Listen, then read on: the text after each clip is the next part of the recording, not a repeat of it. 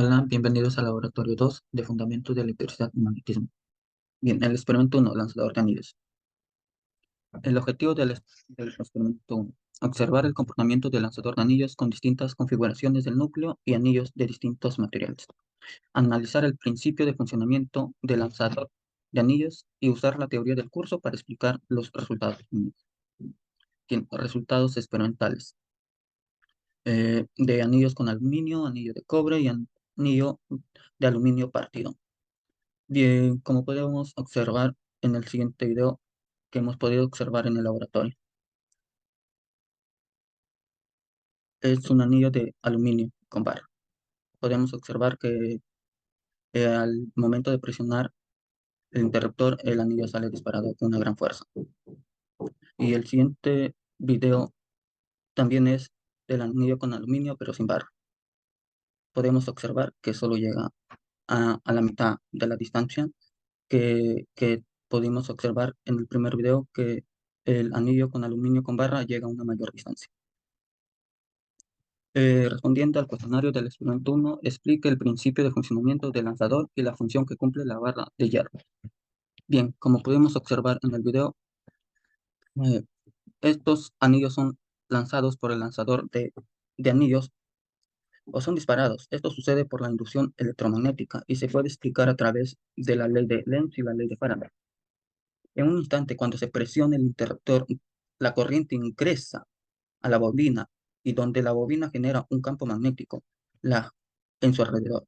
Se produce un flujo magnético que aumenta y por ende habrá un campo magnético inducido en dirección contraria del campo magnético exterior y una corriente inducida en sentido horario. Además, el anillo es un electrodo, por ende tendrá polos en donde el polo sur será la parte superior y el polo norte la parte inferior, por donde sale el campo magnético inducido. Mientras tanto, la bobina tendrá un polo norte en la parte superior, donde sale el campo magnético exterior, y el polo sur es la parte inferior. Se puede observar que los polos son iguales y por lo tanto se repelen. Esto implica que el anillo salga disparado por el lanzador de anillos. ¿Qué diferencia hubo al usar el anillo de cobre en comparación al anillo de aluminio? Bien, el anillo de cobre, la velocidad con la que se dispara por el lanzador de anillos es menor. En cambio, la velocidad con el que se dispara el anillo de aluminio es mucho mayor que el de cobre. Otra diferencia también del anillo de cobre: presenta menos resistencia al flujo de corriente eléctrica y el anillo de aluminio presenta mayor resistencia al flujo de corriente eléctrica. También el anillo de cobre, la corriente inducida es menos intensa, la cual implica menos fuerza magnética, por ello el lanzamiento es ligeramente menor. Y en cambio, el anillo de aluminio, la corriente inducida es mucho mayor intensa, la cual implica mayor fuerza magnética, por ello el lanzamiento es ligeramente mayor. Y la última diferencia que hemos podido observar es que el material del anillo de cobre es diamagnético, que se magnetiza en sentido contrario al campo magnético exterior.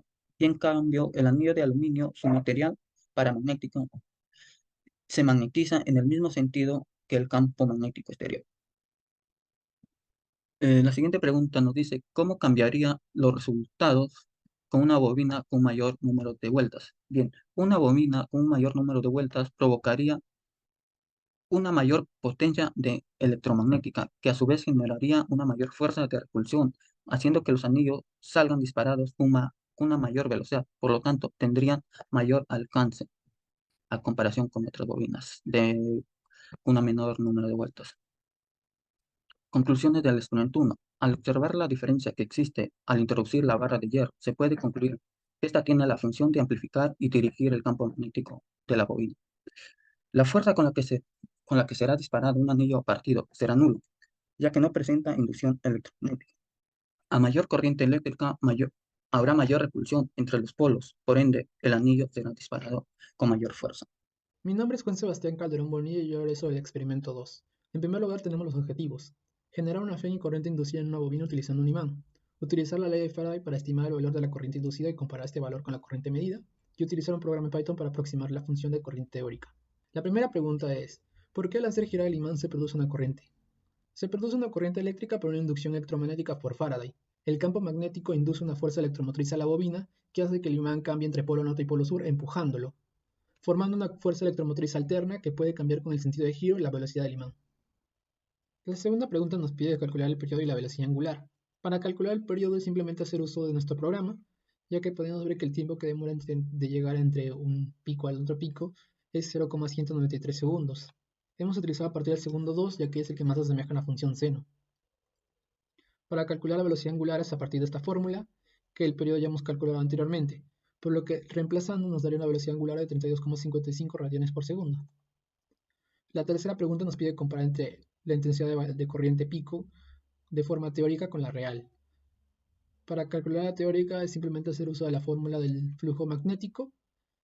Luego calcularíamos la fuerza electromotriz inducida, que sería la derivada del flujo entre el tiempo, y ahí nos saldría la intensidad de corriente pico, que sería la inducida entre la resistencia.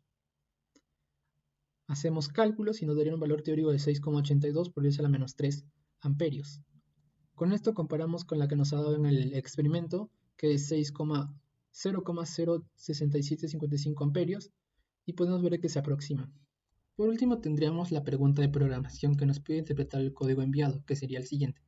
En el primer lugar tendríamos el llamado a las librerías que vamos a utilizar. El último es para que llame al Google Drive, donde está guardado el archivo, ya que se le puede llamar que está llamando un archivo experimento2.txt a partir de este Google Drive, ya que sería la colocación de los valores, que en este caso sería para el tiempo, el campo magnético y la corriente inducida. Para la primera columna sería para el tiempo, la segunda para el campo magnético y la tercera la corriente inducida. En este caso hemos agarrado a partir del segundo 2 y 3, ya que es el que más se asemeja a una función seno, ya que la gráfica antes del segundo 2 es creciente. Aquí tendríamos la gráfica del campo magnético en función del tiempo. Esta es para la colocación del título, las etiquetas. Ya que tendríamos la creación de la función fit, que es para la eliminación del ruido o algunos errores presentes en la experimentación, que sería a partir de esa función que sería AC9 por X más C más D, A amplitud, frecuencia angular y C de constantes.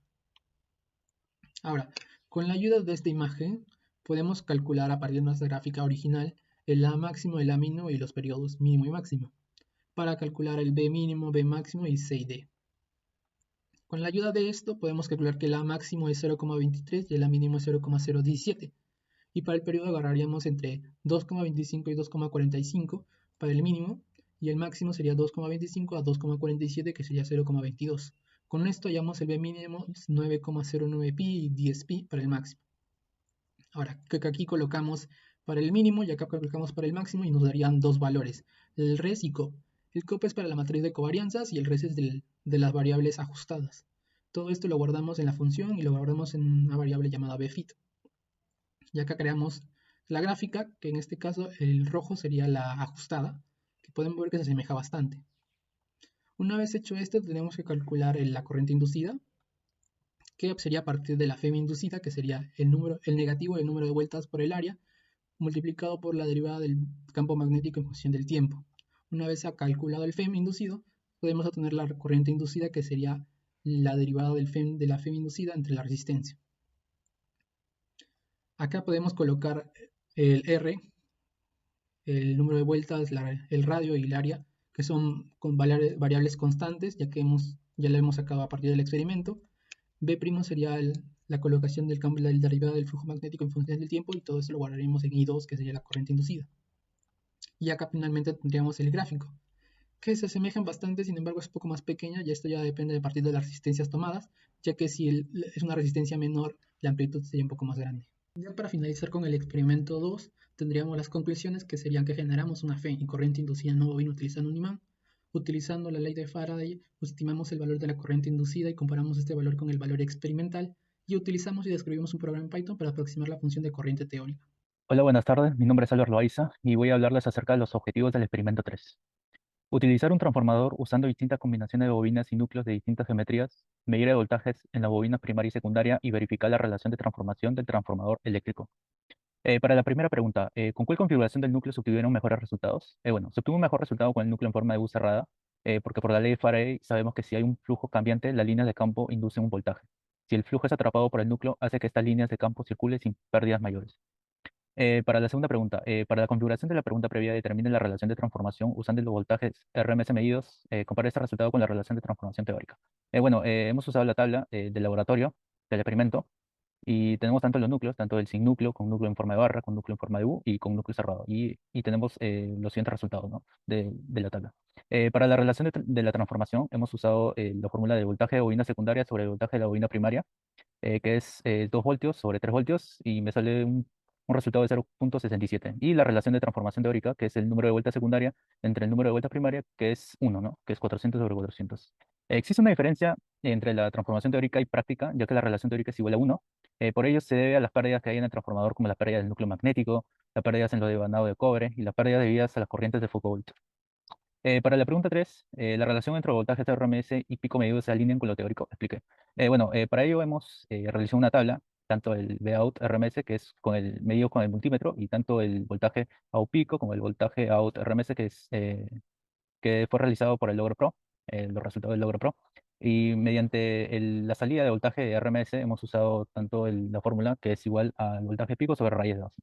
Y hemos usado para los diferentes núcleos, ¿no? Que nos sale el resultado de 0,2213 voltios, 1,8844 voltios, 1,3540 voltios y 3,1035 voltios. Y, y luego hemos calculado el error relativo para las siguientes configuraciones, que nos salió 0,006, 0,008, 0,003 y 0,096. Y bueno, para esto, tanto en comparación a lo teórico, nos ha dado un porcentaje de error demasiado pequeño, y esto se debe ya sea por la precisión o por el instrumento, ¿no? que se ha medido. Hola, bienvenidos al cuestionario del experimento 3. Mi nombre es Elder Oreja Martínez. Y la pregunta que nos dice es determinar la relación de transformación y compare este resultado con la relación de transformación teórica. Bien, acá tenemos nuestro cuadro de datos que hemos tomado en el laboratorio entre la bobina primaria y bobina secundaria de 400 y 800 vueltas, y también el voltaje de entrada y el voltaje de salida. Así también bobina primaria y bobina secundaria de 400 y 1600 vueltas. Y también tenemos el voltaje de entrada, que es 2 voltios, y el voltaje de salida, que es 5,57 voltios. Y la relación de transformación teórico se relaciona con el número de vueltas, el voltaje y el número de vueltas dividido. Y la primera para el primer experimento de 400 y 800 vueltas o espiras, el resultado nos da que es 0,5. Y también calculamos de 400 y 1600 espiras, el cual el resultado es 0,25. Es, es en el caso de la relación de transformación teórica. Y en el caso de la relación de transformación experimental, se relaciona entre el voltaje 2, entre el voltaje 1. Conclusiones del experimento 3. En un transformador es esencial el uso de un núcleo cerrado, además de un material capaz de tolerar los cambios de flujo magnético. Esto con la finalidad de reducir pérdidas magnéticas y aumentar la eficiencia de la transmisión del voltaje. También otra conclusión del experimento 3, se utilizó distintas combinaciones de bobinas y núcleos de distintas geométricas y pudimos verificar la relación de transformación tanto teóricamente como experimentalmente mediante la utilización del multímetro. Eso sería todo. Gracias.